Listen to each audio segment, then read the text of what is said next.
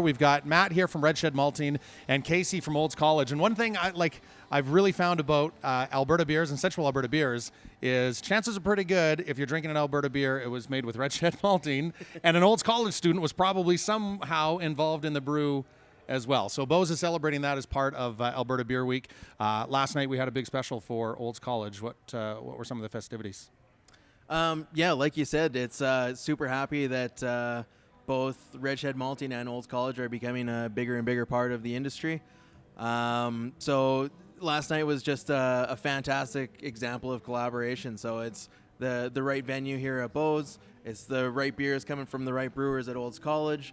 So we had some of the student series, we had some of the brewery side, and we had some beers that had some Red Shed Malt in there. So it was just all kinds of fun, and we got raising some money for the program. So some of the money from some of the beer sold last night goes right back into Olds College. Exactly, yeah, just supporting the people that are going to be making these great beers in the future. Okay, speaking of the great people making these great beers, this is Casey, you're a student right now at Olds College. What got you interested in beer, and what made you go, yeah, Olds College is the place I need to be?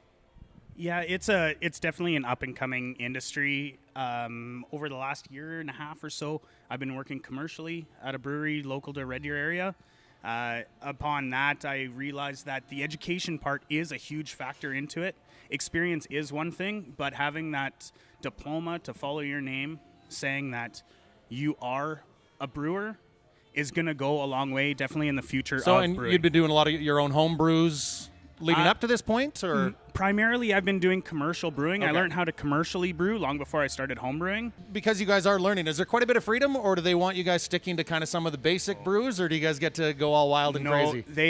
We have actually particular open days for brewing that as long as our instructors approve the recipe, the sky's the limit. We can come up with some pretty wild stuff that, eventually one day you probably will see in the industry. We're going to try the Black Widow Porter here for Friday CRAFTernoons. So, Matt, what do you know about the Black Widow Porter from Olds College Brewing? I know that it's that it's got some nice roasty flavors to it, and I think they came out with it for the first time a couple of years ago.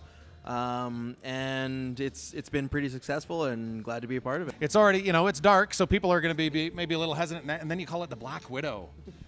I look forward to this. The porter formerly known as Black Widow.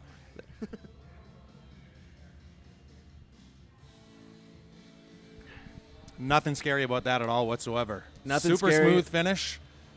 Good roastiness to it without the astringency. Just that little bit of that burnt hits you right towards the end.